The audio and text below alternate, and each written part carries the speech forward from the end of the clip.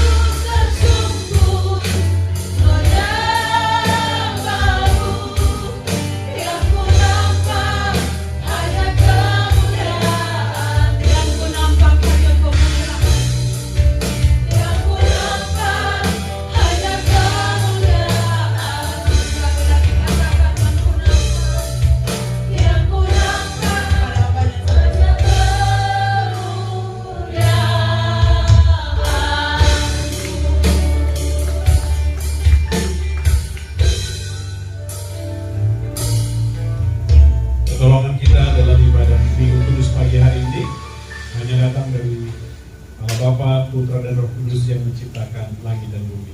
Dengarkanlah pembacaan Mazmur dari Mazmur 108 ayat pertama sampai dengan ayat yang ke-6. Nyanyian Mazmur Daud. Hatiku siap ya Allah, aku mau menyanyi, aku mau bermazmur. Bangunlah hai jiwaku, bangunlah hai gambus dan kecapi, aku mau membangunkan fajar. Aku mau bersyukur kepadamu di antara bangsa-bangsa ya Tuhan. Dan aku mau bermazmur bagimu di antara suku-suku bangsa. Sebab kasih-Mu besar mengatasi langit, dan setiamu sampai ke awan-awan. Tinggikanlah dirimu mengatasi langit ya Allah, dan biarlah kemuliaan-Mu mengatasi seluruh bumi. Mari kita tundukkan kepala, kita bersatu dalam doa. Bapa yang baik, kami mau ucap syukur buat pagi hari ini.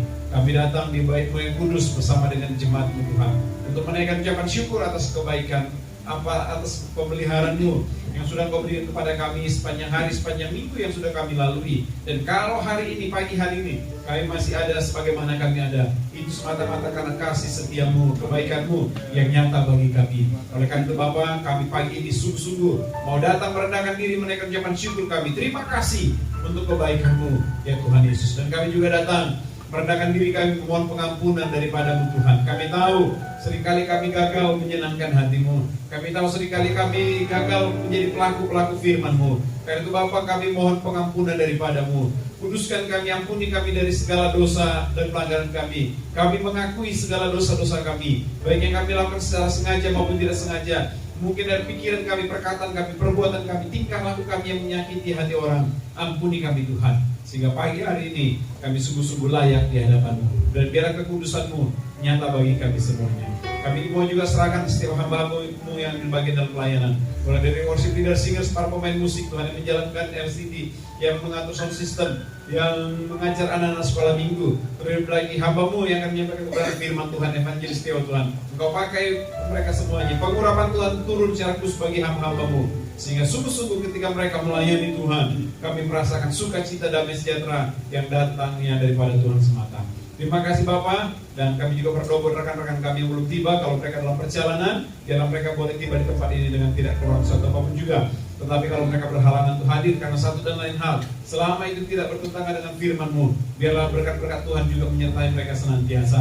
Tetapi kalau jemaat-Mu bermalas-malasan untuk hadir beribadah, kami minta kuasa Roh Kudus mengetuk hati mereka, menegur mereka dengan kasih-Mu, sehingga di satu hari nanti, di minggu-minggu depan, mereka boleh bersama-sama kami kembali di tempat ini, Tuhan Yesus. Terima kasih Bapa yang baik. Inilah doa kami dan ucapan syukur kami, dan kami juga tidak lupa memberkati lingkungan kami, tetangga kiri kanan, samping kiri kanan Tuhan, buka belakang. Kau berkati mereka semua. Biarlah hati mereka juga meluap dengan sukacita ketika mereka mendengar puji-pujian kami, dan ada roh pertobatan ketika mereka juga mendengarkan firman Tuhan. Terima kasih Bapa. Inilah doa dan ucapan syukur kami. Kami akan mulaikan dan kami akan tahbiskan ibadah kami ini hanya di dalam nama Tuhan Yesus. Haleluya. Amin. Silakan duduk kembali Bapak Ibu. Masih tetap semangat memuji Tuhan, amin. Mari kita angkat pujian kita, mari kita semua. Sekaranglah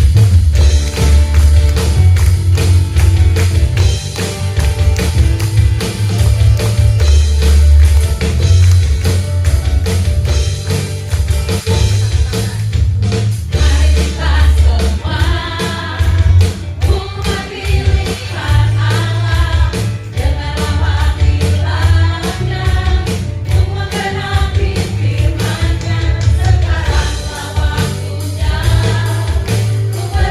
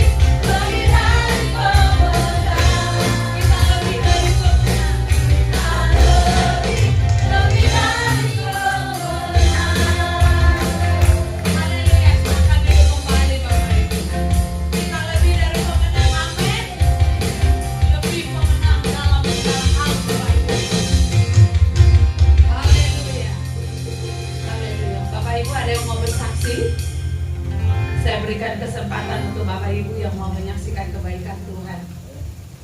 Ada yang mau bersaksi? Andika. Oh, Andika lulus loh dia tadi Iya, Andika yang di Universitas Bunda Mulia ya, Bunda Mulia itu sekolah ini loh, sekolah elit lah ya. Itu gede sekali tuh universitasnya di situ. Saya bilang sama Andika, nanti kamu banyak melihat yang bening-bening di situ. Ada cewek yang bening-bening banyak nanti di situ, Andika gitu. Tapi walaupun banyak melihat cewek yang bening-bening, tidak akan mengurangi dia untuk terus melayani di dalam Tuhan. Amin. Ada banyak Bapak Ibu karena pergaulan hidup, karena istri nanti ya, jadi lupa orang tua. Kemarin Bapak Ibu ya, saya mau bersaksi sedikit.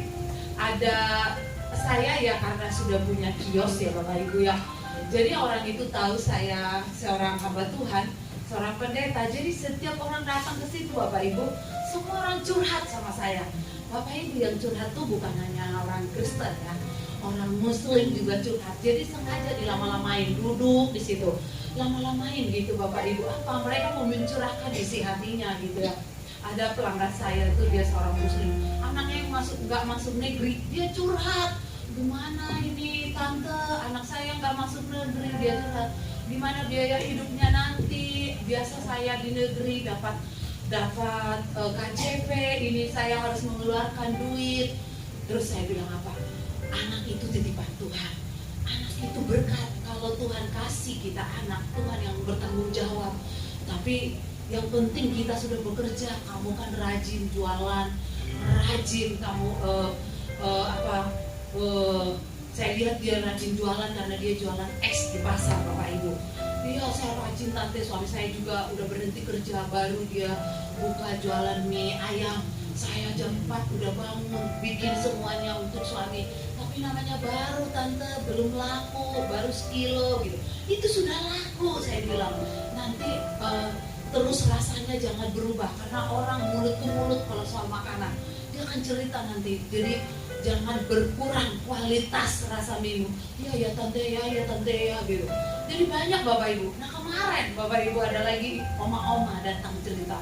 Oma-oma ini persis di atas kios saya. Dia tuh kalau lagi ini senang sekali datang ke rumah saya, dia bilang. Padahal saya berharap dia itu nggak cerita, karena saya udah capek bungkusin tas. Saya mau pulang besok pelayanan gitu.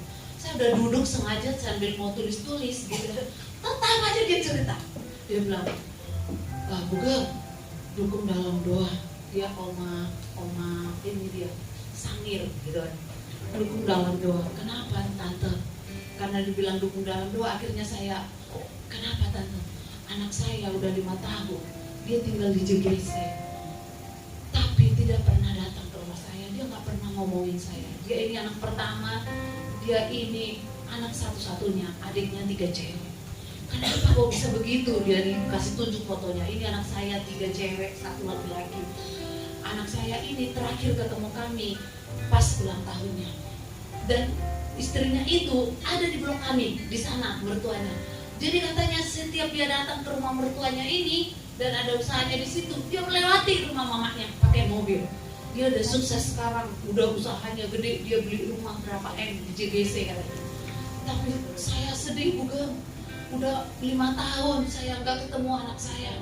Dukung saya dalam doa supaya saya ikut. Umur tante so berapa sekarang? 70 katanya. Itu Bapak Ibu pergumulan yang berat. Jadi anak-anak muda dengarkan ini. Kalau kau udah sukses nanti jangan lupa orang tuamu. Kalau kamu udah berhasil punya istri diberkati oleh Tuhan, jangan lupa orang tuamu. Jadi dia sangat menderita Bapak Ibu, sangat menderita. Nah ini pelajaran penting ya, saya juga jadi merenung sejenak. Iya ya, kita orang tua bekerja keras untuk anak lebih baik dari kita. Jangan sampai ya Bapak Ibu ya. Ada kan orang mata bilang si Mardan tuh lupa sama orang tuanya. Jangan, kita harus tetap ingat orang tua kita kalau udah sukses nanti ya. Tetap ingat orang tua, amin. Ini kesaksian saya Bapak Ibu, semoga menjadi pelajaran buat kita ya, supaya kita diberkati Tuhan. Karena titah yang kelima itu firman Tuhan bilang, katakan apa? Hormatilah orang tuamu supaya dan ibumu supaya lanjut usiamu di tanah yang diberikan oleh Tuhan. Jadi sebenarnya walaupun dia kelihatannya sekarang diberkati Bapak Ibu, siapa yang sampai ini? Tante jangan sampai keluarnya sumpah serapah dari mulut tante karena itu anak tante. Enggak katanya, tapi ada terselubung Bapak Ibu. 5 tahun anaknya naik mobilnya katanya mobil apa tuh bagus. Lewat dari rumahnya dia sering lewat. Mereka posting di Facebook, mereka ke Bali, kemana, ke luar negeri tanpa mamahnya Bapak Ibu. Pasti ada tersendiri gitu ya. Saya peluk dia, saya pegang ininya Bapak Ibu. Semangat ya tante. Nah, Bapak Ibu, orang tua kita di sini biar kita didik anak kita untuk terus ada di jalannya Tuhan. Supaya apa? Ketika dia nanti menikah, ketika dia nanti bisa berdiri di atas kakinya, dia tetap ingat siapa keluarganya. Ya Bapak Ibu ya. Ada lagi Bapak Ibu yang mau bersaksi? Oh lah silakan. Dia udah siap-siap. Kita dulu aja lah.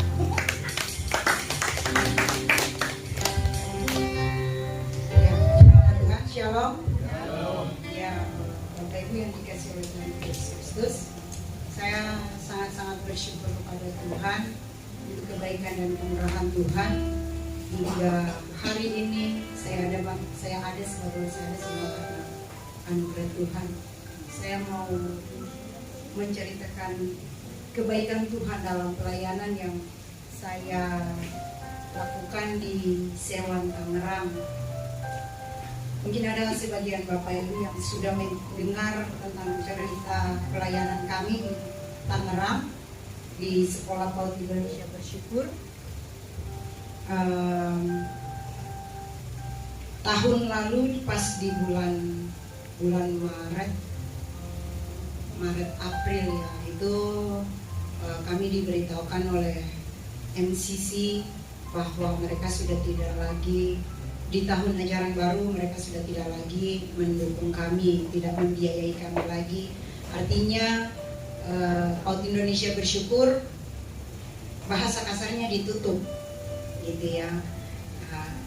Saya merasa karena sebagai seorang pemimpin merasa ini adalah sangat berat, gitu.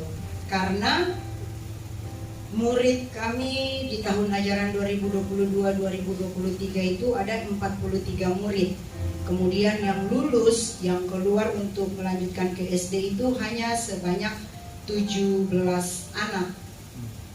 Sisanya 26. Saya berpikir sekolah lain kalau orang mau memulai pelayanan baru itu banyak hal yang harus mereka usahakan. Kenapa pelayanan ini mau ditutup? Gitu. Artinya ini kan pelayanan ini sudah berjalan dengan sangat-sangat luar biasa. Tuhan menyertai sehingga PAUD Indonesia Bersyukur sudah 6 tahun. Tapi saya juga nggak tahu maksud dan rencana Tuhan di balik setiap masalah yang kami hadapi. Saya sempat share sama Pak Bangun, sama Ibu Suram, sama Bapak Gembala. Saya kasih tahu mengenai pelayanan di Sewan ini. Saya bilang bahwa MCC nanti sudah tidak lagi mendukung kami. Artinya dari biaya operasional sampai dengan berkat, kalau kami bilang PK ya, persembahan kasih untuk guru-guru itu sudah ditiadakan. Jadi artinya kami mandiri dan kami berjalan tanpa ada sponsor atau donatur. Dengan berjalannya waktu, masuk di bulan Januari, kembali lagi mereka mengingatkan, nanti Miss, kalau murid lama yang belum lulus itu nanti akan diberikan uang pindahan. Artinya apabila murid ada 26 murid yang masih tetap tinggal, itu mereka akan diberikan uang, digantikan dengan uang supaya mereka bisa pindah ke sekolah lain. Karena pindah juga kan butuh biaya daftar baru gitu kan, harus beli seragam baru, harus bayar ini, bayar itu. Akhirnya saya bersama teman-teman guru, saya menyampaikan bahwa bagaimana kita gitu kan, kalau berbicara mengenai PK atau gaji, saya sendiri pun nggak bisa membayar kalian. saya kasih tahu sama teman-teman guru, karena di PAUD itu kami ada 4 guru. Dan teman saya, 2 teman saya kemarin di tahun ajaran 2022 selesai, mereka kembali mengundurkan diri bahwa mereka tidak mau bergabung lagi dengan kami. Namun di hari-hari itu, di bulan-bulan yang dari Januari sampai April, saya tetap sama Nita Sihombing untuk kita tetap buka daftar murid baru, terima murid baru, saya bilang begitu. Terus gimana nanti kita, sedangkan kami harus bayar sewa tempat itu 1 tahun 25 juta. 1 tahun 25 juta. Sementara tidak tahu nih dananya dari mana. Tapi dengan iman saya percaya bahwa ini adalah pelayanan Tuhan, ini adalah pekerjaan Tuhan. Kalau memang Tuhan masih mau kami melayani di sini, Tuhan akan mengirim murid-murid baru. Dan puji Tuhan Bapak Ibu, setiap hari kami gumul, setiap hari kami berdoa. Dengan 2 teman guru yang sudah mengundurkan diri, saya bilang nggak apa-apa, mereka mengundurkan diri karena kita memang tidak biasa membiayai ongkos mereka. Lalu kemudian juga kehidupan rumah tangga mereka juga perlu butuh uang gitu. Akhirnya kita terima murid baru. Di bulan April sudah terlalu banyak murid dengan kepastian hanya 2 guru. Saya bilang sama Kanita, jangan lagi terima murid baru, karena kalau murid lama dan murid baru kita gabung jadi satu itu ada total 45 murid gitu. Sudah ini udah 45 nih. Siapa nanti kalau kita terlalu banyak juga kita keteteran ngajarnya juga udah nggak bagus gitu kan, karena hanya 2 guru. Akhirnya kami tutup. Puji Tuhan Bapak Ibu, saya melihat karya tangan Tuhan terjadi bagi pelayanan kami. Sebelum 2 minggu setelah saya pulang dari Puncak, 2 minggu setelah saya pulang dari Puncak yang kita pergi retreat itu di Sentul, hari Senin apa hari Selasa, saya ditelepon sama gembala MCC. Miss Flora bisa ke gereja enggak? Oh, jam berapa ya Pak? Saya lagi di pasar apa yang beli-beli baju. Saya lagi di Tanah Abang, saya bilang gitu. Oh, bisa jam berapa nanti Miss Flora ke gereja? Saya bilang, Bapak Gembala ada sampai jam berapa? Saya sampai jam 3. Oh ya udah Pak, ini saya pulang sekarang. Iya, karena ada yang mau saya sampaikan. Sebelumnya Bapak Ibu, sebelum hal itu terjadi, saya sudah komunikasi dengan Ibu Nani. Saya bilang sama Ibu Nani bahwa saya tetap melanjutkan PAUD ini Bu. Saya bilang sama Ibu Nani, doakan Flora untuk pelayanan kalian, tetap dukung dalam doa. Gitu, cuman Ibu Nani ucapkan seperti itu. Saya bilang sama teman-teman, sama Kalina, sama Ruth, sama Ibu Surat, Ibu Nani bilang saya doakan. Berarti ada maksud dan rencana Tuhan di balik omongan Ibu Nani ini. Saya bilang, saya dipanggil Gembala MCC, kemudian Bapak Ibu saya datang dengan yang tadinya lapar sudah nggak ada keinginan mau makan gitu. Karena apa? Ini informasi apa lagi? Ada panggil buat apa lagi? Jangan-jangan barang-barang di PAUD mereka mau ngambil gitu. Waduh, saya bilang sama Kanita di kereta, saya bilang, aduh ini apa ya, kata Kanita, oh mungkin dipanggil mau dikasih uang yang murid pindahan, itu mau dikasih uang ke mereka. Saya bilang, kalau saya punya pikiran positif Kak, jangan-jangan mereka mau bayar kontrakan kita 2 tahun. Saya bilang begitu. Terus saya nggak ada mau punya omongan negatif, tapi dalam pikiran saya, jangan-jangan barang-barang di PAUD diambil semua, lemari, kursi, meja, pokoknya semua mau diambil. Saya bilang gitu. Sampai di gereja saya datang masuk, Shalom Pak, ada semua orang, ada gembala, wakil-wakil gembala sama istri-istrinya. Halo Miss Flora, seperti apa ya Bapak Ibu? Seperti saya datang di satu tempat yang kayak saya ini artis, disambut, iya, saya disambut, dipeluk, dicium, ayo masuk, saya diantar ke ruang gembala, ayo masuk, selamat pagi. Itu pengerja-pengerja di MCC tidak pernah begitu, selamat pagi Bu, selamat pagi. Saya ini bingung, saya bilang ya selamat pagi, saya masuk. Miss Flora, Ibu Nani menyampaikan kepada kami bahwa Ibu Nani mau membayar 2 tahun kontrakan tempatnya. Berikan kemuliaan dulu buat Tuhan Yesus. Aduh, saya Bapak Ibu saat itu langsung saya nangis. Nangis karena apa? Karena bukan karena sedih.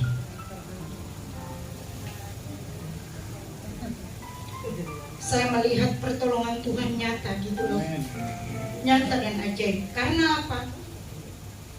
Saya sudah bilang sama Ibu Sura, sama Pak Bangun, kata Pak Bangun, maju saja maju, jangan takut. Kalau hatimu benar untuk melayani Tuhan, pasti Tuhan tolong. Itu yang dibilang Pak Bangun sama kami. Ketika Pak Bangun pergi ke Sewan, ke tempat saya di sana, melihat tempat, karena yang punya tempat ini mau jual tempat itu, saya tidak tahu bagaimana berbicara dengan yang punya. Saya minta tolong Pak Bangun sama Ibu Sura. Namun Tuhan juga tidak kehendaki untuk dibeli tempat itu, karena yang mau membeli tempat itu adalah salah seorang ibu dari Belanda. Dia bilang dia punya hati ada di PAUD kami, artinya dia mau membantu kami kalau memang sudah benar-benar tidak ada lagi yang mendukung kami. Tapi Tuhan punya rencana yang luar biasa bahwa masih diberikan kesempatan untuk MCC. Secara khusus Ibu Nani pribadi menjadi berkat bagi PAUD Indonesia Bersyukur. Saya saat gembala ngomong itu saya nangis, gembala pun ikut nangis. Iya Bapak Ibu, aduh Miss Flora jangan nangis, jangan nangis. Ini saya juga ikut nangis, dia begitu. Jangan nangis katanya. Saya bilang, saya menangis bukan karena sedih Pak, tapi karena saya merasa bahwa Tuhan tidak pernah meninggalkan kami, khususnya pelayanan di PAUD IB. Saya bilang sangat luar biasa Bapak Ibu. Kemudian saya disuruh ikut doa pagi. Miss Flora nanti kalau ada waktu ikut doa pagi di MCC hari Sabtu minggu kedua, 1 bulan 1 kali. Saya pergi ikut doa Bapak Ibu. Setelah saya doa pagi, saya mau pulang, saya dihampirin sama sekretariat gereja.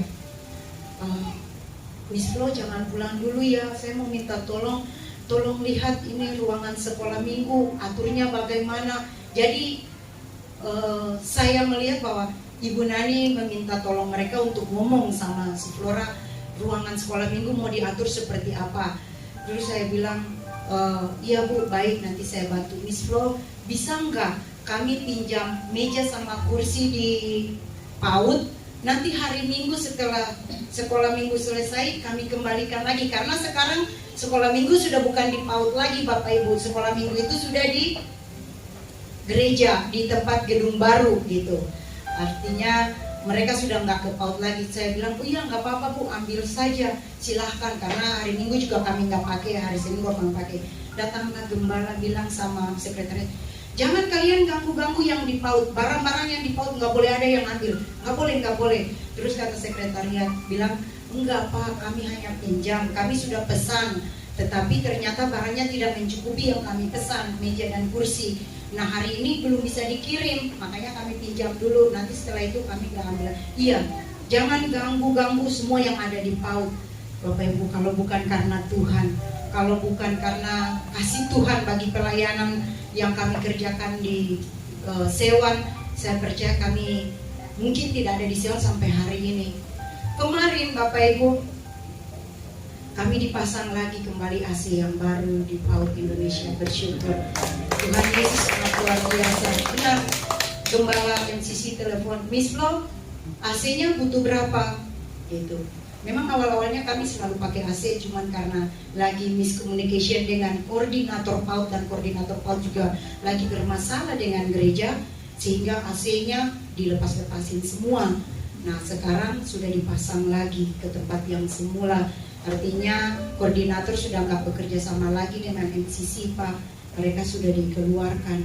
Jadi tinggal saat ini saya percaya bahwa kalau 50 juta Tuhan siapkan berkat setiap bulan kami, pasti Tuhan cukupkan. Amin. Saya percaya itu Bapak Ibu, karena saya juga bilang bahwa nggak mungkin Tuhan tinggalkan. Ini bukan pekerjaan manusia, ini adalah pekerjaan Tuhan. Ini adalah asetnya Tuhan.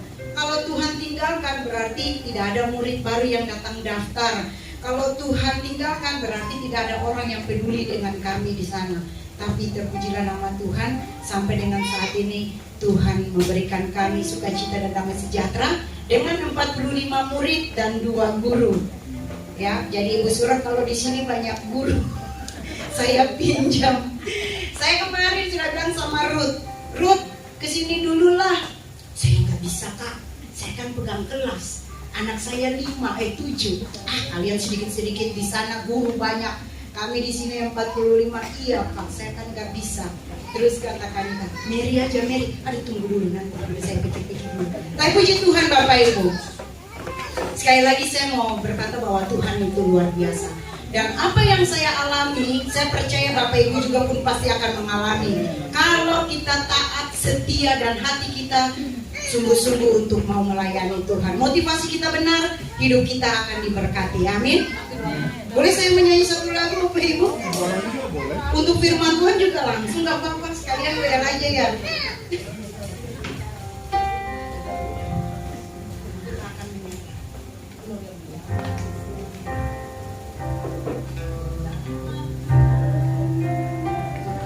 Ya puji Tuhan, lagu ini sangat menguatkan saya bahwa apapun masalah yang saya hadapi, apapun masalah yang saya alami, dan kita semua yang alami saat ini, jangan pernah menyerah, karena Tuhan selalu ada bagi kita.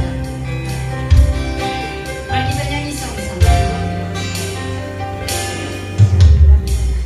Dalam segala perkara,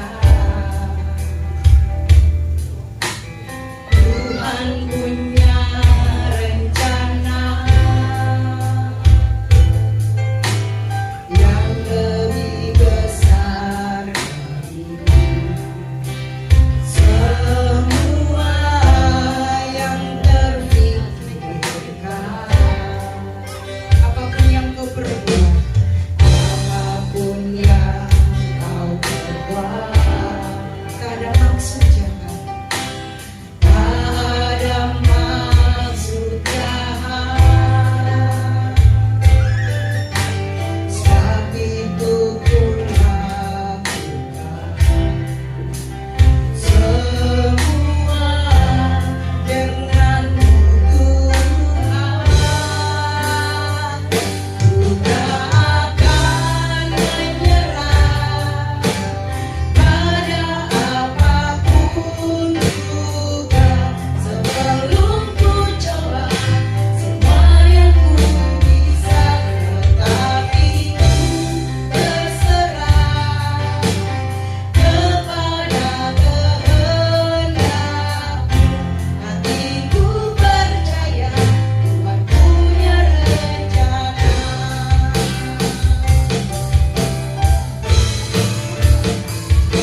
Ku tak akan menyerah pada apapun juga, sebelum ku coba semua yang ku bisa, tetapi ku berserah kepada kehendak. Hatiku percaya Tuhan punya rencana.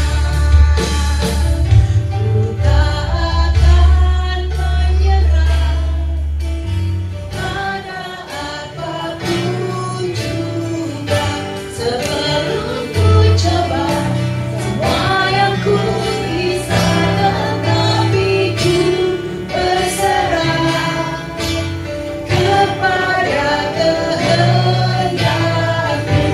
Hatiku percaya Tuhan punya rencana. Saya percaya Tuhan punya rencana yang indah bagi setiap kita. Terima kasih, Tuhan Yesus memberkati.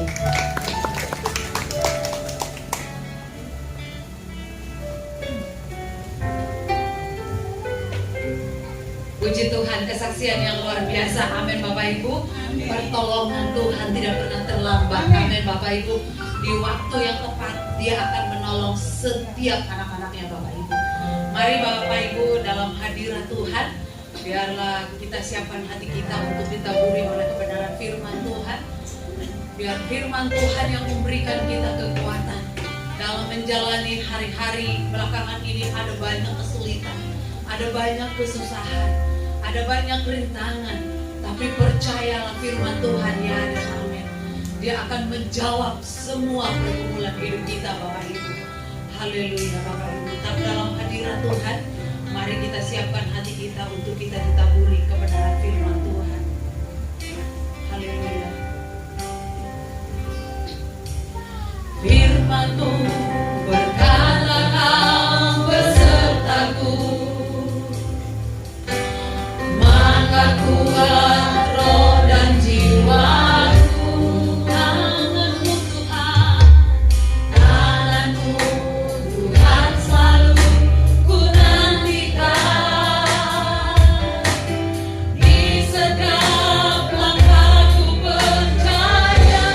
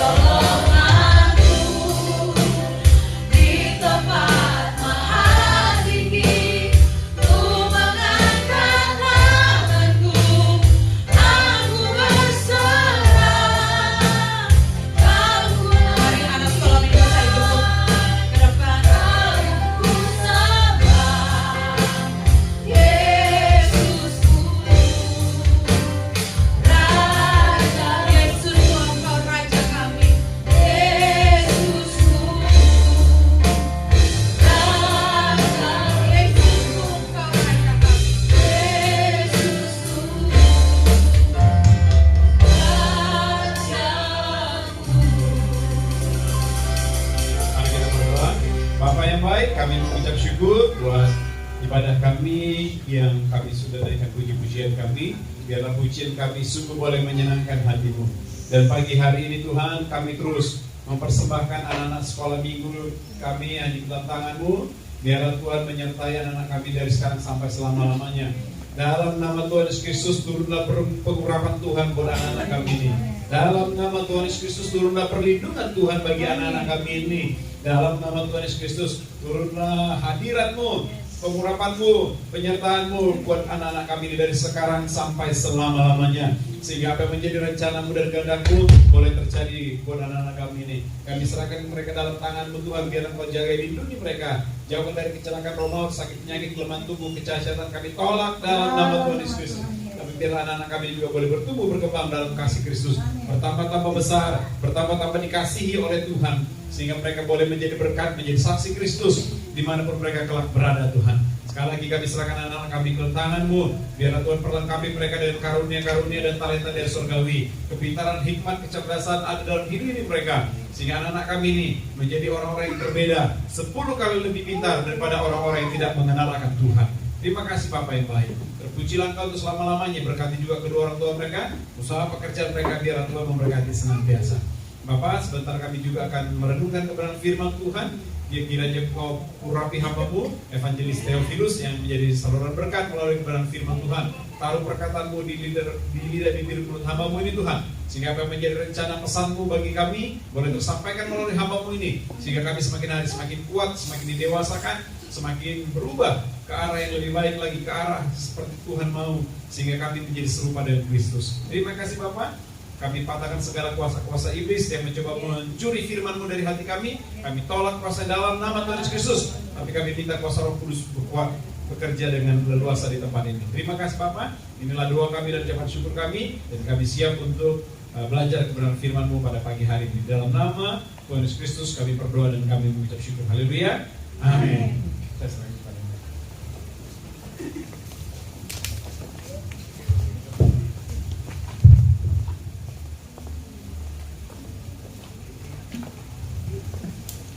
Shalom. Sekali lagi shalom. Ya, selamat pagi. Selamat hari Minggu buat kita semua. Terima kasih kepada Bapak Ibu Majelis, jemaat, pengurus, gembala yang telah untuk sekian kali memberikan saya kehormatan, kesempatan untuk menjadi penyampai firman Tuhan pada pagi hari ini. Bapak Ibu Saudara yang dikasihi dalam nama Tuhan Yesus Kristus, saya mau memulai khotbah saya dengan sebuah pertanyaan seperti biasa sebenarnya. Kalau mendengar kata healing, jalan-jalan, apa yang ada di apa yang pertama kali top of mind, apa yang pertama kali ada di pikiran Bapak Ibu Saudara sekalian? Kak Deborah tadi bilang jalan-jalan. Kak Flora, healing ada sukacita. Dari pemuda dibanyak 1, 2, 3, 4, 5, 6, 7, 8, 9. Raja, gimana Raja? Kalau healing, kalau dengar kata healing, apa yang pertama kali muncul di kepala bro? Hah? Buang duit. Benar, boleh apa aja ya? Ini gak ada jawaban yang benar. Oke, ada lagi, Ibu, healing. Sekali lagi Bu, istirahat. Menarik. Kak, enaknya jalan-jalan. Idealnya emang gitu. Vivian gimana? Healing? Jalan-jalan. Sebelah, Omi? kita pergi. Nanti kita healing. Senang-senang, oke. Olive?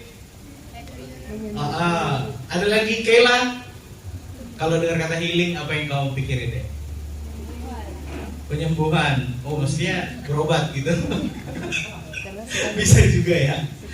Oke, jadi Bapak Ibu, kata healing ini hal yang sebenarnya di zaman sekarang itu udah sering banget dengar deh. Bukan hal yang umum, tapi untuk sekedar memberi informasi, sebenarnya istilah healing ini populer justru di zaman COVID. Kalau kita bisa ingat semua, karena kita merasa bahwa dalam kehidupan pandemi saat-saat itu kita tuh punya banyak tekanan, terbatasi dalam banyak hal. Akhirnya muncullah sebuah istilah yang secara organik gitu ya, muncul di masyarakat, yaitu healing. Bahwa setiap orang tuh merasa perlu sembuh, perlu ada proses penyembuhan diri yang tujuannya mendapatkan sedikit kesenangan, ketenangan jiwa, kita bisa dapat hiburan dan lain sebagainya. Pada pagi hari ini Bapak Ibu Saudara yang terkasih, khotbahnya bukan soal healing, tapi kurang lebih seperti itu. Khotbahnya judulnya adalah menantikan pemulihan. Sama-sama katakan menantikan pemulihan. 1, 2, 3. Menantikan pemulihan. Terima kasih. Pulih itu atau healing tadi, kalau di kamus di sini artinya gini. Pulih itu artinya kembali dalam hal keadaan baik sehat seperti semula, sembuh, baik kembali, misalnya tentang luka, tentang kesehatan, atau menjadi baru lagi. Berarti healing ini berbicara soal proses, ada pemulangan hak, ada pemulangan harta benda, ada pemulangan kesehatan. Secara sederhananya, healing adalah proses di mana sesuatu yang sekarang ini misalnya ada damage-nya, sesuatu yang sekarang ini rusak, sesuatu yang saat ini dicederai, kembali lagi ke posisi yang sebelumnya, yaitu baru lagi, kuat lagi, sembuh lagi, senang lagi, tenang lagi, sukacita lagi, dan lain sebagainya. Nah, karena temanya adalah menantikan pemulihan, berarti kan nggak mungkin kita nggak melihat ke dalam diri kita. Pertanyaan kedua, setelah pertanyaan healing tadi, kalau di dalam hidup Bapak Ibu Saudara, hidup saya, apa sih kira-kira yang perlu dipulihkan? Kalau dalam kehidupan kita, pada dasarnya apa sih yang perlu dipulihkan? Saya akan bantu jawab satu. Pemulihan soal iman, udah jelas. Saya jawab bantu yang kedua. Pemulihan soal ekonomi, setuju ya? Setuju. Ada lagi pemulihan soal apa lagi yang kita butuhkan dalam hidup kita? Pemulihan soal perasaan, menarik. Ada yang lain lagi? Jiwa. Pemulihan soal jiwanya, menarik. Ada lagi, Bapak Nugra? Pas, Ibu? Ibu, pemulihan soal? Kok saya kira lama kayak ini ya? Kayak orang. Iya, kayak lelang. Pemulihan soal hubungan. Terima kasih sudah curhat.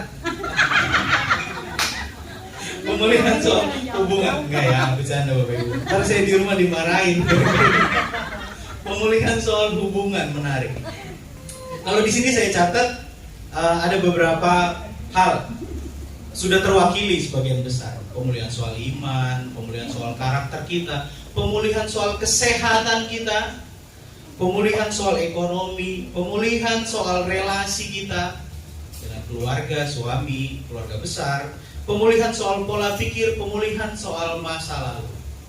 Dalam hal yang terakhir, kita sering mungkin nggak, saya nggak bisa tahu Bapak Ibu mengalami atau enggak, tapi ada orang-orang tertentu yang masa lalunya itu membuat dia tuh terhantui saya masa kini. Untuk itu disitulah perlu pemulihan. Nah, kenapa sih orang perlu dipulihkan? Dari semua contoh-contoh yang sudah kita sebut tadi, kenapa sih kita perlu dipulihkan?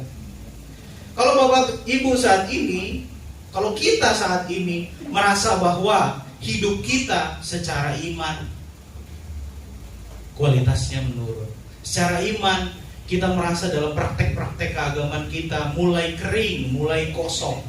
Kalau dalam hidup kita karakter kita belum sesuai yang kita harapkan, berarti kita belum perlu pemulihan. Kalau dalam hidup kita kesehatan kita tidak membaik, memburuk, atau tidak sesuai seperti yang kita inginkan soal kesehatan ini, berarti kita perlu pemulihan. Kalau dalam ekonomi kita dalam masa berjalannya waktu tidak semakin mudah, cari uang semakin susah, untuk memenuhi kebutuhan kita semakin sulit, berarti ekonomi kita perlu pemulihan. Kalau dalam hal mental, relasi kita dengan suami, dengan istri, dengan anak, yang lama-lama kerasa semuanya semakin dingin, tidak ada kehangatan di atap rumah kita, kecuali siang-siang karena hangat sinar matahari gitu, berarti kita butuh pemulihan. Dalam banyak hal Bapak Ibu, pada dasarnya kehidupan kita sebagai orang Kristen, kita butuh dipulihkan. Kita butuh dipulihkan dalam banyak hal, yang mana kita tahu sebenarnya itu tuh nggak bisa dengan kekuatan kita sendiri. Untuk itulah tema khotbah pada pagi hari ini adalah menantikan pemulihan. Maka melalui perenungan firman Tuhan pada pagi hari ini, nantinya kita akan sama-sama menjawab pertanyaan-pertanyaan, apa sih yang Tuhan mau pulihkan dari hidup saya? Apa yang harus saya lakukan supaya Tuhan memulihkan hidup saya? Apa yang harus saya lakukan ketika saya menantikan pemulihan itu? Lalu kapan pemulihan itu terjadi? Nah, khotbah pada pagi hari ini akan berfokus untuk menjawab pertanyaan-pertanyaan tersebut. Mari kita buka Alkitab kita. Pembimbing yang pada pagi hari ini akan bersama-sama berusaha mengajarkan kita yang memahami apa pemulihan yang dijanjikan Allah dalam kehidupan kita. Mari kita buka Alkitab kita, Yesaya 57. Yesaya 57 ayat 14 sampai 19.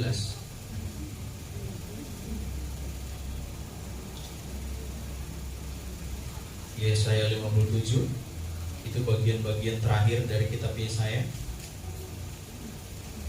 Ayat 14 sampai 19.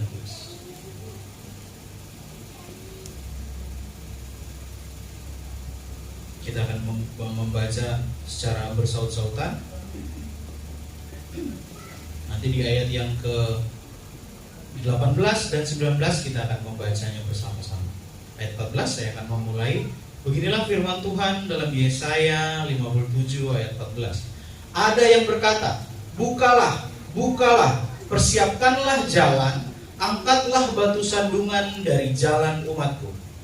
Sebab beginilah firman yang maha tinggi dan yang maha mulia, yang bersemayam untuk selamanya dan yang maha kudus namanya.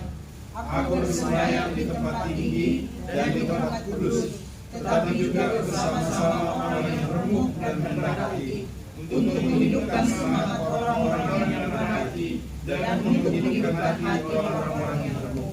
Sebab bukan untuk selama-lamanya aku hendak berbantah, dan bukan untuk seterusnya aku hendak murka, supaya semangat mereka jangan lemah lesu di hadapanku, padahal akulah yang membuat nafas kehidupan. Aku murka karena kesalahan kelupaan-Nya, aku menghajar dia, menyembunyikan wajahku dan murka, tetapi dengan murtad dia menempuh jalan yang dipilihnya. 18 dan 19 kita akan baca bersama. 1, 2, 3. Aku telah melihat jalannya itu, tetapi aku akan menyembuhkan dan akan menuntun dia, dan akan memulihkan dia dengan penghiburan, juga pada bibir orang-orang yang berkabung. Aku akan menciptakan puji-pujian, damai, damai sejahtera bagi mereka yang jauh dan bagi mereka yang dekat. Firman Tuhan, aku akan menyembuhkan dia. Yang berbahagia adalah kita yang menjadi pelaku firman, pembaca firman, dan pendengar firman. Sebagai penjelasan soal nas Alkitabnya, Bapak Ibu Saudara, tema utama dari kitab Yesaya ini cuma 2. Kalau kita baca kitab Yesaya sampai selesai, cuma berbicara tentang 2 hal besar, yaitu penghukuman dan keselamatan. Penghukuman dalam kitab Yesaya ini disampaikan melalui Nabi Yesaya kepada bangsa-bangsa yang sudah dan akan menindas Israel. Pertama, penghukuman kepada bangsa-bangsa yang sudah dan akan menindas Israel. Yang kedua, hukuman kepada bangsa Israel atas perilakunya yang tidak taat. Ini menerima hukuman Tuhan. Yang ketiga, nubuatan tentang pembuangan. Dan yang keempat, hukuman kepada bangsa Israel atas cara hidupnya yang fasik dan menjauh dari jalan Tuhan. Karena dalam prosesnya, kalau kita bisa baca beberapa ayat, beberapa pasal mundur, kita melihat bahwa bangsa Israel jatuh pada sebuah perbuatan yang sangat-sangat Tuhan anggap keji, yaitu penyembahan berhala.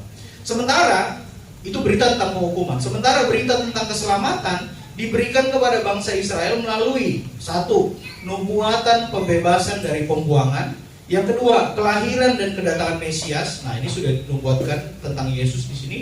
Dan penghiburan bagi umatnya yang taat. Dalam kitab ini sekali lagi kita bisa melihat 2 natur, 2 sifat besar dari sekian banyak sifat yang Allah miliki, yaitu sifatnya yang mengasihi dan sifatnya yang adil. Karena kasihnya dia menunjukkan berkat, karena keadilannya dia menegur dan menghukum setiap pelanggaran kita. Dalam hal ini pelanggaran orang Israel dalam ayat ini. Dalam kitab ini kita bisa melihat bahwa ada salah satu topik skripsi saya dulu Bapak Ibu itu tentang hyper grace. Ajaran hyper grace itu dia punya pendapat bahwa kalau orang sudah sekali diselamatkan dia tidak bisa berdosa lagi. Yang mana kita tahu bahwa keselamatan itu harus diresponi dengan sikap yang hidup yang benar dalam prosesnya. Nah, ajaran hyper grace ini bilang kalau kamu sudah percaya Yesus, kamu gak bisa berdosa lagi. Jadi silahkan hidup, bukan gitu. Jadi silahkan hidup menurut yang kamu mau selama kamu hidup dalam Yesus. Jadi semua kesalahan itu akan otomatis. Jadi mengindikasikan secara fatalis bahwa ya nggak apa-apa kalau udah dalam hidup Yesus mah hidup suka-sukanya gitu. Meskipun bukan itu yang diajarkan ya, tapi kurang lebih begitu yang tersirat. Sementara kita tahu bahwa dalam ajaran iman Kristen tentang Tuhan yang adil dan Tuhan yang kasih ini beriringan. Dalam kasihnya dia adil kepada hidup kita, dalam keadilannya dia mengasihi kita. Jadi penegasannya pada pagi hari ini di bagian awal ini adalah jangan pernah berpikir bahwa setiap hukuman yang terjadi atas perbuatan dosa kita hanyalah mengisyaratkan bahwa Tuhan hanya marah, Tuhan hanya menghukum. Tapi menghukum itu karena kasih. Saya yakin hal ini sangat mudah dipahami oleh orang tua yang punya anak. Hukuman-hukuman itu kan tidak untuk menghancurkan, tapi untuk membangun di kemudian hari, untuk membuat anak jadi lebih baik. Itu yang dilakukan. Nah, berbicara soal penghukuman dan kasih, saya mau ajak Bapak Ibu Saudara memahami sebuah ilustrasi. Bagaimana perasaan kita kalau kita datang ke dokter. Saya pergi ke sebuah dokter. Dokternya hanya mau menganalisa penyakit saya, tapi tidak mau kasih obat. Atau sebaliknya, kita datang ke dokter, dokternya kasih obat aja langsung, tapi dia nggak cerita kita sakit apa. Kayak perasaan kita pasti sebel gitu ya. Perasaan kita pasti sebel kalau ini dokter minimal yang kita minta ya, kita dianalisa penyakitnya apa supaya kita tahu, kita bisa cegah kemudian hari, kita juga dapat obatnya. Sementara akan jadi menyebalkan kalau dokter hanya melakukan salah satunya aja. Pasti kita kesel, kita nggak puas. Obat dan diagnosis terhadap penyakit itu sangat dibutuhkan oleh seorang dokter dan sangat dibutuhkan bagi pasiennya. Maka ketika kita didiagnosis dokter soal apa sih penyakit kita, kita berharap dokternya melakukannya dengan benar. Dari ilustrasi ini ada sebuah makna sederhana. Kalau kita butuh penyembuhan, butuh pemulihan, maka pada dasarnya kita itu butuh ditegur dan juga dihibur. Tegurannya lewat diagnosa tadi, hiburannya lewat obat. Dengan dikasih obat kita tahu kita masih punya harapan buat sembuh. Dengan dikasih obat kita tahu kita punya kesempatan untuk hidup sedikit lebih lama. Menegur dan menghibur itu menjadi dua bagian dalam karya Tuhan untuk membentuk kehidupan kita. Menegur dilakukan untuk menunjukkan apa yang kurang dari diri kita. Sementara menghibur dilakukan untuk mengobati kekurangannya itu. Nah, dalam kehidupan rohani kita, menegur, menghibur, mengobati sangat dibutuhkan dalam proses pemulihan kita. Itulah yang secara umum, secara garis besar Allah bicarakan dalam pasal yang kita baca ini. Nah, kita akan lihat satu-satu secara singkat. Ada satu pengakuan iman yang harus kita pahami sebenarnya sebelum kita bahas lebih jauh. Sebelum kita menantikan pemulihan dari Allah, yaitu Allah punya hati terhadap masalah kita. Sama-sama katakan, Allah punya hati kepada masalah saya. 1, 2, 3. Allah punya hati untuk masalah saya. Tuhan punya hati buat masalah saya. Allah bersama dengan saya. Dia mau hidup saya itu di-encourage itu apa ya? Disemangatin. Dia mau hidup kita itu menjadi masuk ke dalam tingkatan yang lebih baik dalam hal apapun, dalam hal yang sudah kita sebut tadi. Ayat yang ke-15 di bagian akhir dikatakan seperti ini. Tetapi juga bersama orang-orang yang remuk dan rendah hati, untuk menghidupkan semangat orang-orang yang rendah hati, dan untuk menghidupkan hati orang-orang yang remuk. Ayat ini punya pesan sederhana bahwa tidak pernah dalam masalah kita Tuhan itu meninggalkan kita. Kalau biasanya kita suka menghadapi, kalau misalnya kita suka merasa bahwa kita menghadapi masalah kita sendiri, mulai hari ini pemahaman itu harus kita buang. Tuhan ada di situ. Masalahnya kita undang gak dia untuk masuk? Kita cerita gak apa yang jadi problem kita? Orang-orang yang sering merasa bahwa dia menghadapi masalahnya sendiri, berarti adalah orang yang tidak menyadari bahwa Tuhan ada buat dia, bahwa hati Tuhan itu ada buat masalah-masalah kita. Harusnya kita semakin yakin. Apalagi kita tahu adalah rohani, Allah mengerti, Allah peduli persoalan yang kita alami. Itu bukan hanya sekedar lirik yang dibuat oleh seseorang, tapi itu adalah harusnya jadi pengakuan iman kita bahwa Allah mengerti, Allah peduli. Gak mungkin kita dipulihkan kalau kita pikir Allah tuh gak peduli. Gak mungkin hidup kita dibawa ke suatu tempat yang lebih baik kalau kita pikir Allah tidak peduli. Nah, tapi sebelum hidup kita dipulihkan, ada satu hal yang harus kita pulihkan terlebih dahulu. Sebelum hidup kita dipulihkan, ada satu hal yang harus kita pulihkan terlebih dahulu, yaitu hubungan kita dengan Tuhan. Tidak mungkin seorang anak yang punya masalah sama orang tuanya leluasa meminta sesuatu dari orang tuanya. Dulu zaman saya putus kuliah Bapak Ibu, hampir sekitar berapa bulan ya, hampir setengah tahun gitu, saya gak berani komunikasi sama bapak mama saya di rumah. Minta duit gak berani, padahal saya hidup dari kiriman-kiriman gitu. Karena saya tahu saya sudah memberontak terhadap apa yang jadi keinginan mereka dulu saya lulus kuliah. Tapi saya memutuskan untuk berhenti. Akhirnya konsekuensinya adalah saya juga tidak leluasa untuk sampaikan apa yang saya mau bayar kos. Apaan, peduli juga enggak kan gitu. Karena saya gak ikut syarat mereka juga tidak melakukan transaksi yang sama ke saya gitu. Pemulihan hubungan itu menjadi penting ketika bicara soal kita sama Tuhan ya, supaya kita leluasa untuk menyampaikan, Tuhan, hidupku begini, Tuhan, aku punya masalah ini, Tuhan, aku menghadapi ini. Jadi sebelum kita minta dipulihkan berbagai hal besar dalam hidup kita harus minta dipulihkan hubungan kita dulu. Datang sama Tuhan, jelasin, Tuhan maaf ya, udah lama saya gak doa, Tuhan maaf ya, saya udah lama gak gereja dan lain sebagainya. Pemulihan hubungan itu akan memperlancar komunikasi kita dengan Tuhan. Kalau hubungannya berangsur-angsur membaik, saya kok percaya gitu, komunikasi kita dengan Tuhan juga semakin membaik. Karena di ayat yang ke-16, Allah sama sekali gak punya keinginan untuk marah secara permanen, marah dalam jangka panjang maksudnya, atas dosa yang kita buat. Allah tidak punya keinginan untuk marah lama-lama. Kemarahan Allah tidak seperti kemarahan manusia.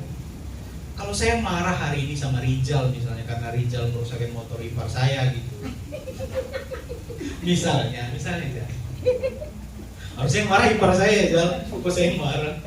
Nah, bisa aja kemarahan saya itu saya luapkan dengan cara yang salah, padahal mungkin itu selesai dengan Rizal minta maaf atau bertanggung jawab. Tapi bisa jadi kemarahan saya ini nggak selesai ketika misalnya motornya sudah diperbaiki gitu, saya masih tetap kesel. Nah, kemarahan kita tuh kemarahan yang model-model gini Bapak Ibu, kemarahan yang semi permanen gitu kali ya. Kesel kita tuh seringkali lebih panjang daripada masalahnya. Saya kemarin cerita sama anak-anak di sharing group, orang tua kita itu kadang-kadang lucu juga gitu.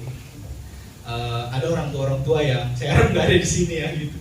Ada orang tua yang nggak mau disuruh tabok, nilai jelek tabok. Kalau misalnya membantah dikit tabok gitu. Apapun soalnya, solusinya tabok. Kemarahan kita, kemarahan Tuhan sebenarnya maksudnya, tidak seperti model kemarahan kita tadi. Kemarahan kita itu seringkali cenderung dekat ke dosa. Kayak relate ya. Kemarahan kita itu cenderung dekat dengan dosa. Sementara kemarahan Tuhan itu dikatakan di sini, Tuhan nggak mau marah sama kita lama-lama. Yang Tuhan hukum itu adalah pelanggaran-pelanggaran kita. Jadi jangan kita menganggap hukuman dari Tuhan itu sebagai sesuatu yang jahat.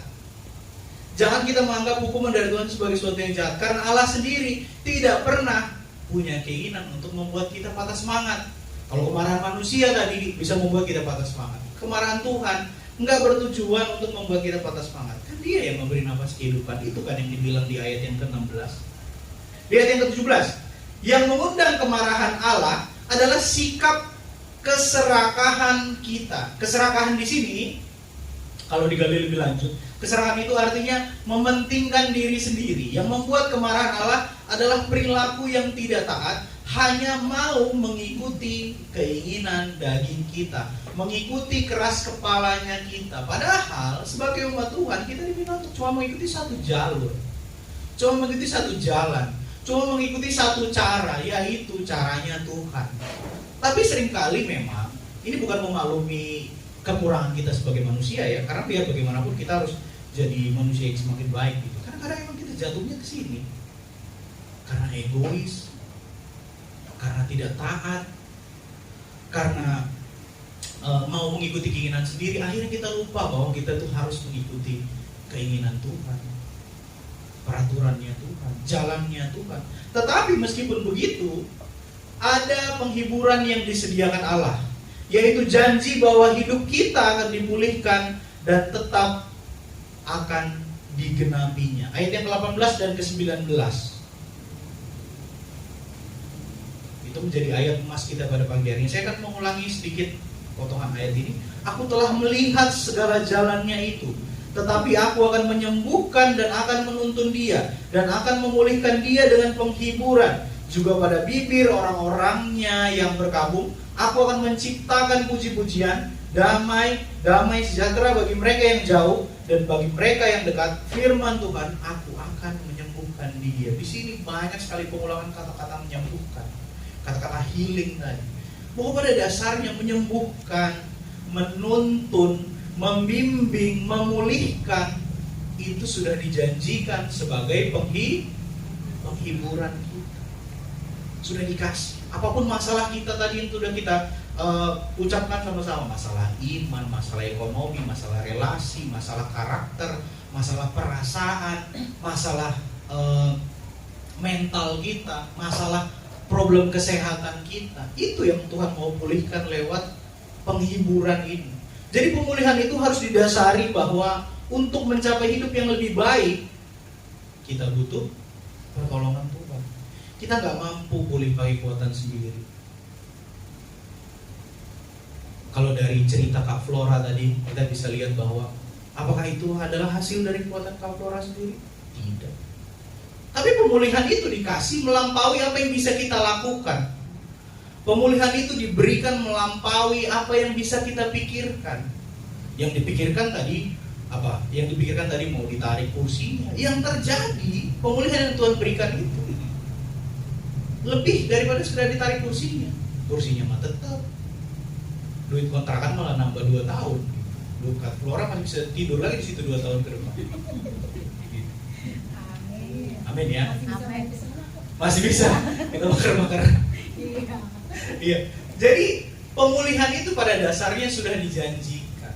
Hanya saja kadang Tuhan tuh mau mengukur seberapa jauh sih kita sabar, seberapa jauh sih kita tekun, seberapa kita sudah memulai perbaikan relasinya belum? Kita sudah mulai memperbaiki hubungan kita dengan Tuhan atau belum? Jadi sebanyak apapun uang yang kita punya, sebanyak apapun healing yang kita lakukan sampai ke luar negeri,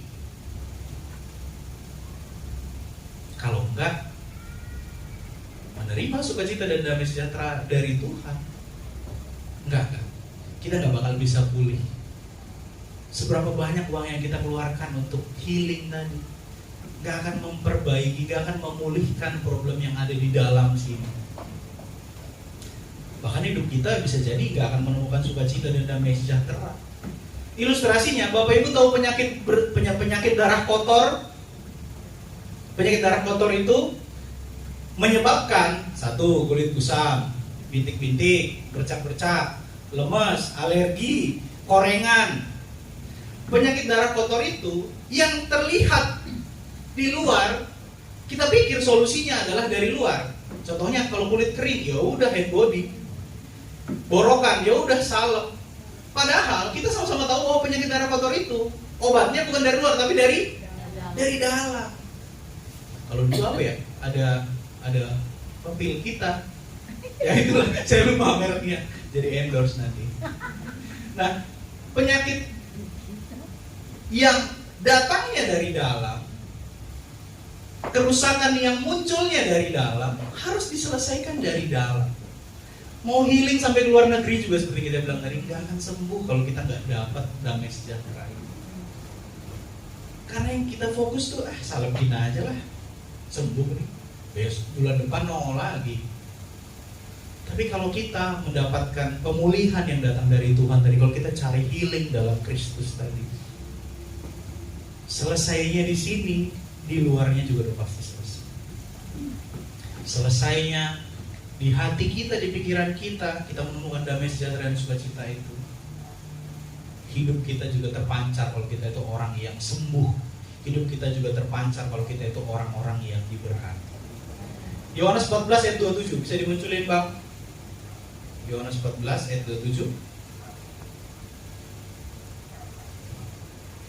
Damai sejahtera ku tinggalkan bagimu, damai sejahtera ku kuberikan kepadamu, dan apa yang kuberikan tidak seperti yang diberikan oleh dunia kepadamu. Jangan gelisah dan jangan gentar hati. Maka pada akhirnya kalau kita mau healing, yang kita cari itu bukan jalan-jalan. Bukan yang nggak boleh ya, boleh, tapi cari ini dulu. Gitu maksudnya. Kita cari kesembuhan kita cari damai sejahtera dari dalam Tuhan. Karena Tuhan berikan di ayat ini, dibilang nggak seperti yang diberikan dunia. Kalau dunia misalnya kayak kemarin kita kesentul healing 2 hari, seminggu udah mumet lagi otaknya, udah pusing lagi, sampai semua anak remaja ngomong, kok cuma 2 hari doang katanya. Waduh, kalau bisa kita beli itu villa kebun itu. Tapi sayang kita nggak punya duit. Ntar kita stres, kita healing lagi kan gitu. Supaya kita menerima pemulihan dalam hidup kita, langkah pertama yang harus kita lakukan adalah, nah ini udah poin pertama Bapak Ibu ya, datang mengaku sama Tuhan kalau kita perlu dipulihkan. Amin. Datang sama Tuhan, mengaku, cerita sama Tuhan bahwa kita itu pada dasarnya saya nih, kita perlu dipulihkan. Yang mencari dokter kan orang yang sakit. Dokter mah diem aja di rumah sakit. Kecuali di daerah-daerah pedalaman tuh ada dokter keliling. Itu pun saya yakin nggak setiap hari gitu. Yang mencari dokter itu kan orang-orang yang sakit. Setelah orang yang sakit datang cerita jujur, dokternya baru bisa bertindak. Setelah, jangan jadi orang yang terlalu gengsi untuk cari dokter. Dalam hal ini mencari Tuhan, mencari kesembuhan dari Tuhan. Jangan terlalu gengsi. Jangan sampai kita berpikir bahwa saya masih bisa handle sendiri. Enggak. Itu adalah bisikan-bisikan dari si jahat yang berpikir bahwa kita mampu. Kadang harus ada pengakuan Bapak Ibu Saudara yang terkasih dari diri kita kalau kita tuh nggak cukup bisa, kita tuh nggak cukup kuat untuk menanggung ini semua. Maka ketika pengakuan itu datang dari hati kita, cari dokter itu, cari Tuhan. Kita cari siapa yang bisa memberikan kita solusinya. Kita cari siapa yang bisa memberikan kita damai sejahtera, sukacita, kesembuhan dan lain sebagainya. Lalu apa yang harus dilakukan saat kita menanti pemulihan? Apakah yang perlu kita lakukan saat kita menanti pemulihan? Seringkali kata menanti atau menunggu itu indikasinya adalah sebuah tindakan yang pasif. Kalau saya nunggu Gojek ya saya kan diem aja, Gojek yang gerak. Kalau saya nunggu sesuatu yang datang ke rumah saya kan saya diem aja. paketnya yang datang, misalnya nunggu paket. Tetapi dalam hal ini menanti pemulihan itu tidak boleh dilakukan secara pasif. Ilustrasinya harus seperti orang kerja. Orang kerja yang digaji bulanan itu, apakah dia nunggu gajian? Betul. Apakah dia diem aja nunggu gajian? Tidak, kan dia tetap kerja terus. Nah, begitulah cara yang tepat untuk menanti pemulihan. Menanti pekerjaan Tuhan itu bukan sebuah perbuatan yang pasif. Nggak bisa kita diem dan doa saja berharap tiba-tiba pulih lah, kita doa aja selesai. Nggak bisa, nggak gitu cara mainnya. Lakukan semua hal yang bisa kita lakukan untuk membuat iman kita jadi lebih baik, karakter kita jadi lebih baik, kesehatan kita jadi lebih baik, ekonomi kita jadi lebih baik, mental kita, relasi kita dengan saudara, suami istri lebih baik. Lakukan semua. Nggak cukup doa itu. Doa itu memberikan kita kekuatan untuk melakukan yang tadi. Dan doa itu menjadi jalan bahwa Tuhan tahu apa yang dia kerjakan melampaui apa yang kita pikirin. Jadi dalam hal ini istilah ora et labora itu bekerja dan berdoa, bekerja sambil berdoa itu memang harus dilakukan dalam menanti pemulihan ini. Gak bisa kita nunggu aja. Tuhan juga menilai kesungguhan kita mau dipulihkan lewat apa yang kita lakukan. Kalau mau dapat penghasilan tambahan, lakukan. Bukan doa terus berharap JNE datang kirim duit segepok gitu. Beberapa orang mungkin dapat spesial dari Tuhan bahwa itu bisa terjadi. Beberapa orang kan tidak. Kesungguhan itu harus kelihatan dalam perilaku kita. Kalau kita mau ubah hidup kita dalam hal apapun, karakter kita. Kalau hari ini misalnya saya gampang marah orangnya, besok ketika ada di situasi yang sama, nggak bisa saya berdoa, Tuhan semoga saya nggak gampang marah, terus kuping saya dijewer, terus tangan saya terbang gitu. Nggak bisa, harus kita men-challenge diri kita sendiri, melakukan apa yang bisa kita lakukan supaya hidup kita itu dipulihkan. Sederhananya, menanti itu bukan sebuah perbuatan yang hanya nunggu, bukan nunggu, tapi juga melakukan sesuatu sampai pemulihan itu terjadi. Janji pemulihan juga menuntut kita untuk lahir baru. Janji pemulihan menuntut kita untuk bertobat. Nggak ada yang namanya pemulihan tanpa pertobatan. Apakah dengan berarti sudah percaya Yesus kita masih terus bertobat? Setiap hari kita bertobat Bapak Ibu. Karena setiap hari kita melakukan kesalahan.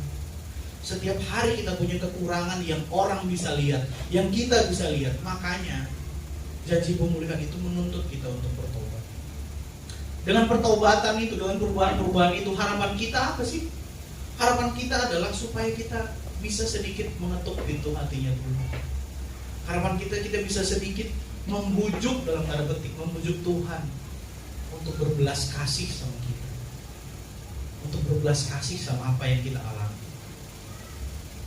Nah, janji pemulihan itu kita sama-sama meyakini bahwa janji pemulihan itu sudah diberikan. Pemulihan atas masalah kita sudah tersedia di hati dan pikirannya Tuhan. Hanya saja kadang kita tuh seperti anak kecil yang kalau udah janji, besok kita minggu depan kita ke Ancol. Terus anak kecil yang nanya, ini masih hari Senin, Ma, besok kita ke Ancol. Iya. Hari Selasa ditanya lagi, Ma, kapan kita ke Ancol? Sabar. Hari Rabu ditanya lagi, Ma, kita ke Taman Mini. Woi, ke Ancol katanya gitu. Jangan sampai kita itu seperti anak kecil yang dijanjikan hadiah, tapi kita jadi nggak sabar, kita jadi merengek-rengek terus. Padahal pemulihan itu, Bapak Ibu Saudara yang terkasih, sudah Tuhan pegang. Tinggal tunggu waktunya dia aja ngasih.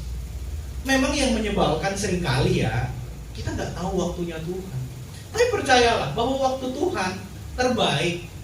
Sama seperti ibu tadi berpikir, mungkin dia punya pikiran seminggu lagi kita ke Ancol, karena seminggu lagi saya gajian. Kamu nggak cuma ke Ancol, kamu bisa jajan, naik banana boat, bisa ini, bisa itu. Kalau misalnya dia bilang minggu depan kita ke Ancol, anaknya nangis dan bilang besok aja kita ke Ancol, udah ke Ancol doang, jajan enggak, wisata enggak, kan gitu. Nah percayalah bahwa dalam logika ini, dalam pemahaman ini, waktu Tuhan itu waktu yang terbaik. Amin ya. Waktu Tuhan itu waktu yang terbaik. Allah sudah pegang janji pemulihan itu. Pemulihan kita itu sudah ada di waktu yang tepat. Di waktunya Tuhan. Bersabar, tekun, lakukan bagian kita untuk pulih. Percaya Tuhan melakukan bagiannya untuk memulihkan hidup kita. Dalam hal ini berarti usaha kita untuk pulih dan usaha Tuhan untuk memulihkan kita itu akan berjalan bersamaan. Gak bisa dari satu sisi aja. Ngomong-ngomong soal pemulihan Bapak Ibu, saya agak ragu sebenarnya cerita ini, tapi kalau udah berdiri sini saya yakin lah. Saya mau cerita soal mantan pacar. Jadi Bapak Ibu, punya ya? oh punya dong. Astaga. Jadi saya mau cerita 2 hari sebelum kok bukan putusnya yang mau dicerita. Ini soal pemulihannya. Kalau soal putusnya nanti lewat reels. Jadi Bapak Ibu Saudara yang terkasih, 2 hari sebelum saya ulang tahun 17 April berarti tanggal 15, seorang mantan pacar saya itu telepon saya. Ini bukan momen cie nih. Tuh kan, ini yang bikin saya ragu sebenarnya cerita. Tapi nggak apa-apa. Ini menarik. Menarik ya. 2 hari sebelum. Orangnya ada di sini kan? Orangnya nggak ada di sini. Orangnya ada di sana. Apa Nah, gitu. Nggak apa di sana sini ada? Aduh. Saya langsung gak bisa jawab. Oke, jadi 2 hari sebelum saya ulang tahun itu seorang mantan pacar saya telepon. Mantan pacar saya itu nanya, dan itu nggak biasa-biasanya. Saya agak kaget juga karena di WhatsApp saya nggak save nomornya, lalu muncul fotonya gitu. Oh, ada apa ya? Telepon gitu. Pertanyaan yang pertama dia tanya kepada saya adalah, kamu gimana kabarnya katanya. Saya bilang baik, gini-gini aja, saya bilang gitu. Terus basa-basi lah sekitar 5-10 menit. Ya terima kasih dukungannya. Basa-basi sekitar 5-10 menit. Lalu dia tanya di bagian ini Bapak Ibu, kamu sekarang sudah punya pasangan atau belum? Saya karena pertanyaan itu sering saya dengar gitu ya, jadi saya jawab dengan santai, belum, doain aja. Bapak Ibu, yang terjadi setelah itu adalah dia diam. Pelan-pelan di ujung telepon saya dengar dia nangis. Sedih banget hidup saya. Di ujung telepon tuh saya dengar dia nangis. Ini true story Bapak Ibu ya. Dan di nangis itu saya tanya, saya kan harus tanya, kenapa kamu kok dengar kabar begitu nangis? Kamu punya masalah apa? Saya bilang gitu. Saya pikir bukan karena cerita saya gitu. Saya tadi bilang gini Bapak Ibu. Waktu terakhir kami menyelesaikan hubungan itu tahun 2017 berarti. Dia itu, ini pakai bahasa dia Bapak Ibu ya, dia itu mengutuk saya. Memang lucu sih. Dia itu bilang, waktu kamu putusin saya itu, saya berharap betul katanya kamu tuh nggak akan punya hubungan yang baik setelah ini. Saya nggak percaya gitu-gitu. Saya nggak percaya, tapi dia cerita dengan serius bahwa waktu itu saya ngomong katanya di depan cermin, katanya saya marah, saya ungkapkan perasaan saya nggak mau dalam punya hubungan yang baik lagi setelah ini. Dan karena dia nangis, saya tahu ini masalah yang serius buat dia. Karena secara pribadi buat saya tuh, apaan sih, saya nggak percaya kutukan-kutukan gitu, kutukan mantan atau apa lah istilahnya gitu. Saya nggak percaya. Cuma saya tahu, kemudian dia cerita gini. Di gereja saya di minggu sebelumnya, kalau itu waktu itu 17 April itu hari Senin, berarti teleponnya hari Jumat, berarti hari Minggu sebelumnya itu dia kayak datang di sebuah ibadah dan dia bilang gini, kalau kamu merasa punya relasi yang rusak sama seseorang, kalau kamu pernah marah dendam sama seseorang di masa lalu, kalau kamu pernah kutuk seseorang di masa lalu, kamu harus selesaikan. Itu adalah jalan supaya hidupmu diberkati lagi. Itu pengalaman di minggu itu yang mendorong dia untuk telepon saya setelah sekian lama. Dia telepon, dia bilang, dulu aku lakukan ini, Saya marah, saya kesel, saya kecewa, saya nggak bisa terima keputusan itu, tapi saya tahu saya juga nggak bisa apa-apa katanya gitu. Akhirnya saya mengutuk kamu katanya gitu. Ini gereja karismatik dia waktu itu ya. Nah jadi lalu kemudian dia bilang gini, ya udah saya minta maaf atas semua yang atas apa yang saya lakukan, maksudnya kepada kutukan itu. Saya juga akhirnya harus minta maaf, ya maaf itu kan saya juga salah, saya juga ambil bagian dalam kesalahan itu. Saya boleh nggak berdoa buat kamu katanya. Malam itu dia berdoa buat dirinya sendiri untuk dia berdamai dengan problem itu, dan dia juga berdoa untuk saya. Momen itu menjadi momen yang mengharukan buat saya, karena yang tadinya saya pikir apaan sih, saya nggak percaya saya dikutuk gitu, meskipun setelah putus sama dia saya jomblo terus gitu ya. Tapi saya nggak percaya itu karena kutukan gitu. Saya kayak ya karena emang saya nggak mau drama-dramanya aja gitu. Lalu kemudian doa itu selesai, lalu kebetulan dia udah menikah ya dia. Kamu mau lihat anak saya nggak katanya gitu. Terus kemudian telepon, video call, dari voice call jadi video call gitu. Dan lalu kemudian setelah waktu bikin khotbah ini, saya merenung bahwa datangnya pemulihan itu, inisiatifnya itu dari Tuhan, dari firman Tuhan. Masalahnya kita meresponnya apa enggak? Kalau Liana, namanya Liana Bapak Ibu ya, saya udah keceplosan nih. Kalau Liana itu tidak, Jangan dicari FB ya. ada nama lengkapnya nggak tahu. Kalau waktu itu dia tidak, kalau waktu itu dia nggak meresponi apa yang jadi dorongan firman Tuhan untuk pulih itu, kayaknya dia juga akan masih menanggung perasaan itu, masih menanggung rasa bersalah itu. Dan saya juga, saya percaya meskipun saya tidak percaya kutukannya, tapi saya percaya itu adalah momen yang jadi berkat buat saya. Kapan lagi diduain sama mantan pacar kan? Tapi itu jadi momen ya. Kemudian hari ketika bikin khotbah ini, saya merasa bahwa setiap hari Tuhan tuh mengingatkan kita untuk pulih. Masalahnya setiap hari bagaimana kita meresponi ingatan itu, bagaimana kita meresponi cara Tuhan mengingatkan untuk pulih itu. Sementara kita tahu banyak dari hidup kita yang harus dipulihkan. Banyak sekali dari hidup kita yang harus dipulihkan. Kita sudah melakukan apa? Karena saya percaya setiap hari Tuhan pasti mengingatkan kita lewat hal-hal kecil bahwa kita tuh harus pulih. Kalau berkaca dari kisah kutukan mantan yang barusan, semua cara Tuhan yang dipakai untuk mengingatkan kita untuk pulih harus kita responi segera. Kita tuh gak punya waktu yang banyak di dunia ini. Karena kita gak punya waktu banyak, masa kita mau hidup kita tuh berada dalam luka, masalah, problem ekonomi, problem kesehatan terus. Kita harus pulih. Tuhan mau kita pulih. Amin. Tuhan mau kita menyambut janji pemulihan itu.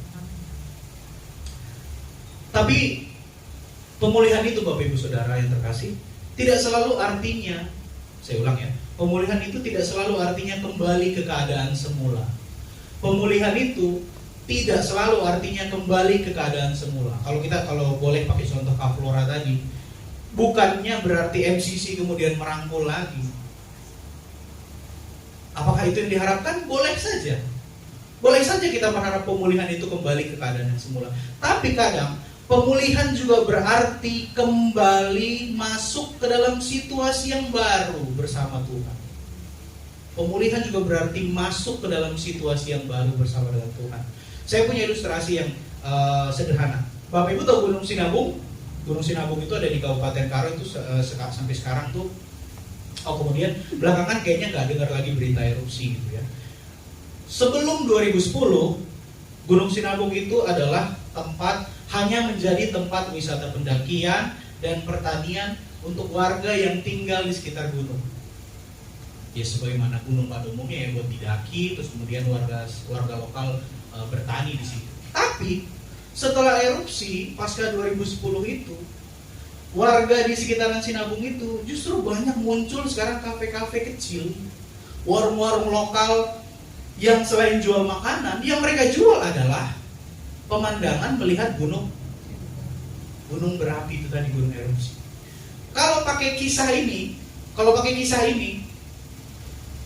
kalau pulih artinya kembali ke situasi yang lama, Gunung Sinabung itu belum pulih. Tapi kalau kita pakai logika yang satunya, kalau pulih artinya masuk ke dalam situasi yang baru, maka Gunung Sinabung sudah pulih. Nah, dalam kehidupan kita seringkali dilema-dilema hal seperti ini juga terjadi. Kalau kita mau pulih atas apa yang terjadi, seringkali belum tentu kita dibawa kembali ke sikon yang lama, tapi kita masuk ke situasi yang baru. Kalau dari kasus Kak Flora tadi, saya pakai lagi gitu. Bukan Tuhan nggak memilih MCC lalu kemudian merangkul dan mengadopsi lagi, tapi ada orang baru, lembaga baru, orang-orang yang Tuhan kirimkan untuk membawa TK Indonesia Bersyukur ini masuk ke dalam situasi yang baru. Jadi yang harus ada di pikiran kita ketika kita berbicara soal pulih itu, kita harus buka kemungkinan bahwa apapun yang cara Tuhan memulihkan, kita akan dibawa ke situasi yang baru. Bagaimana dengan, mohon maaf, yang punya sakit penyakit? Kadang mungkin kita berpikir, Tuhan, saya mau kembali sehat seperti dulu. Tapi kalau Tuhan pakai caranya bukan itu. Kalau Tuhan pakai situasi yang baru untuk memulihkan kita, kalau Tuhan pengen kita masuk dalam situasi yang baru, kita menjalaninya bersama-sama dengan Tuhan. Jadi pulih itu bisa berarti dua hal ini. Kita harus membuka pikiran kita bahwa pemulihan Tuhan itu melampaui apa yang kita pikirkan.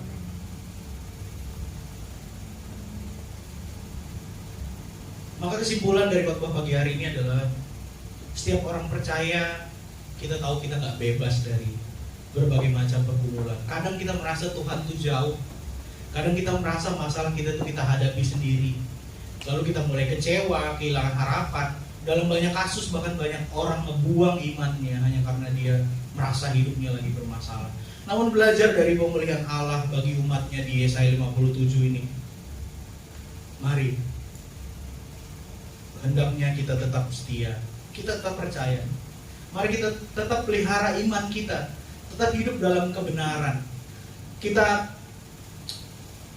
nantikan saat pemulihan itu tiba sambil mengusahakan semua hal yang bisa kita lakukan. Karena kita tahu bahwa pada akhirnya kesetiaan Tuhan itu tidak hanya berhenti di sekedar janji. Tuhan akan menepati janji. Tuhan akan memulihkan kita dalam keadaan yang kita rindukan. Dalam semua yang kita pikirkan, Tuhan akan memulihkan. Karena kita adalah bagian dari orang-orang yang Tuhan kasihi. Mari Bapak Ibu Saudara, jemaat GKT yang dikasihi Tuhan, Tuhan Yesus Allah kita rindu terus mengerjakan pemulihan demi pemulihan dalam hidup kita. Ketika kita merasa bahwa pergumulan yang dalam jiwa kita terlalu berat untuk dipulihkan, ingatlah janji Tuhan. Tuhan sanggup memulihkan jiwa kita secara total, dalam roh kita, dalam jiwa kita, dalam tubuh kita, dalam semua problem-problem yang kita miliki saat ini. Problem iman, kesehatan, ekonomi, relasi, perasaan, semua. Percayalah bahwa pada akhirnya Tuhan mau turun tangan untuk memulihkan kita. Percayalah bahwa kehendak Tuhan yang indah akan terjadi pada kehidupan kita sampai kita dipulihkan secara sempurna. Pagi hari ini untuk menutup pemberitaan firman Tuhan, saya mengundang Bapak Ibu Saudara untuk bangkit berdiri. Kita akan berdoa bersama-sama secara singkat. Pemusik silakan. Kita akan berdoa bersama-sama secara singkat. Saya akan memimpin doanya.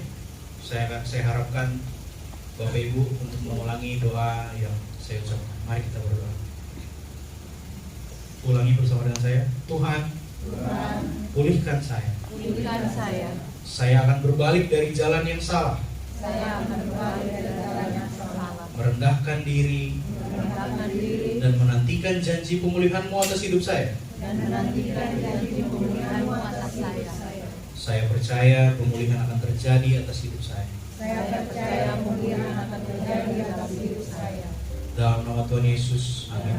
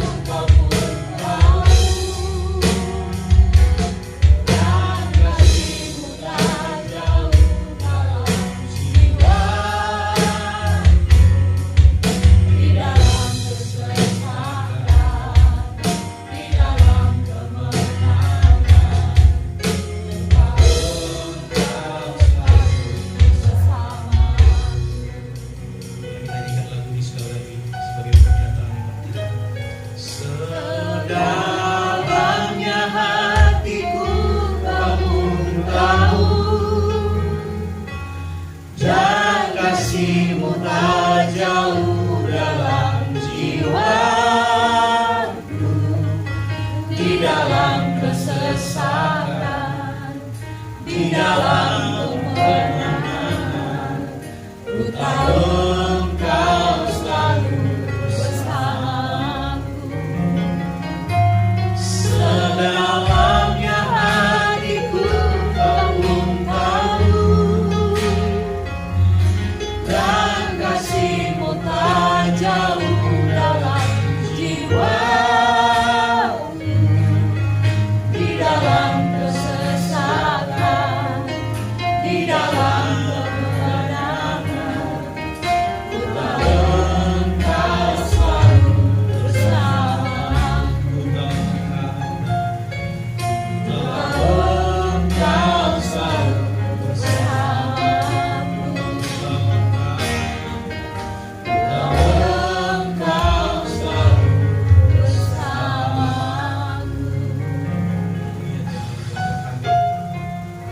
Selalu kami bangga Tuhan bahwa Engkau selalu bersama dengan kami dalam waktu kesesakan kami, dalam waktu kemenangan kami. Kami bersyukur bahwa Engkau Allah yang menyediakan pemulihan atas hidup kami. Pada pagi hari ini Tuhan, kami bawa semua problem kami ke hadapan altar. Kami bawa semua masalah kami dengan satu keyakinan bahwa Engkau adalah Allah yang mampu memulihkan kami, Tuhan. Pulihkan kami, Tuhan. Amin. Untuk setiap problem yang tidak bisa kami ucapkan dalam mulut kami, kami percaya Tuhan tahu. Bimbing kami Tuhan untuk menemukan pemulihan itu. Buka hati pikiran kami untuk mau berjalan searah dengan arah Tuhan. Biarlah pada pagi hari Tuhan, apapun yang menjadi rema, poin apapun, bagian apapun yang Tuhan taruh di hati jemaat Tuhan, di hati hamba, biarlah firman itu hidup dan menjadi dasar bagi kami untuk bertindak, sehingga kami meyakini bahwa Allah kami Maha Pengasih dan Allah kami mau hidup kami dipulihkan. Firman Tuhan ini selesai, Kau saja yang mengingatkan kami hari ke hari, Kau saja yang terus berbicara melalui hati dan telinga kami Tuhan. Biar firman ini memuliakan nama-Mu, biar firman ini buat kerajaan Tuhan semakin besar dalam diri kami dan dalam hidup kami sehari-hari. Terima kasih Tuhan Yesus, firman Tuhan selesai. Haleluya.